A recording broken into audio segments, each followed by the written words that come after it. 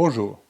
La Cour des comptes de la République et canton de Genève vient de réaliser une mission d'audit sur la gestion de la dette par la ville de Genève.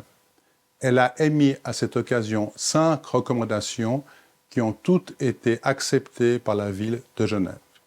Ces 5 recommandations portent en fait sur 3 domaines différents. Le domaine de l'éthique, en quelque sorte, le domaine de l'information aux parlementaires et le domaine de la gestion de la dette proprement dite. En matière d'éthique, la ville de Genève s'est dotée il y a une quinzaine d'années, à la suite déjà d'ailleurs d'un autre rapport de la Cour des comptes, d'une charte de trésorerie qui lui permet de déterminer quelles sont les contreparties qu'elle choisit. C'est-à-dire quand elle fait un emprunt, auprès de quelle personne finalement elle veut avoir emprunté cet argent, en évitant par exemple l'industrie d'armement si elle le souhaite.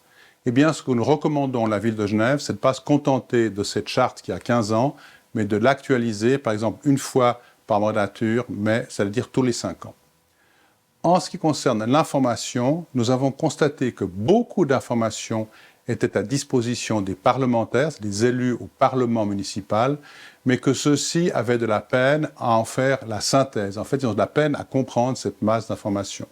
Nous recommandons donc à la ville d'être beaucoup plus synthétique de l'information qu'elle donne, et notamment chaque fois que le Parlement municipal prend une décision d'investissement, une décision de réaliser un projet, que ce Parlement soit exactement au courant des coûts du projet proprement dit et des coûts d'investissement, des coûts d'emprunt que ce projet va causer.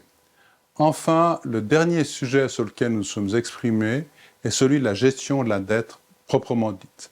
Ce que nous avons constaté, c'est que la ville de Genève gérait bien ses dépenses récurrentes, mais lorsqu'il s'agissait de dépenses non récurrentes, comme par exemple l'achat d'une propriété ou un autre achat très important, eh bien, l'information venait trop tard au service financier qui était souvent obligé de tirer sur une ligne de crédit pour réaliser cet achat.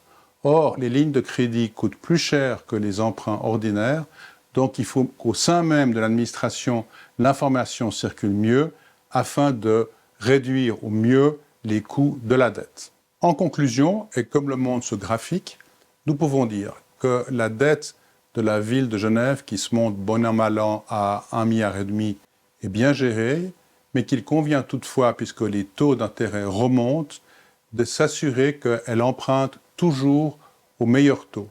Il faut aussi s'assurer que l'information est bien donnée au Parlement et enfin que la ville choisit de manière judicieuse ses contreparties. Je vous remercie de votre attention.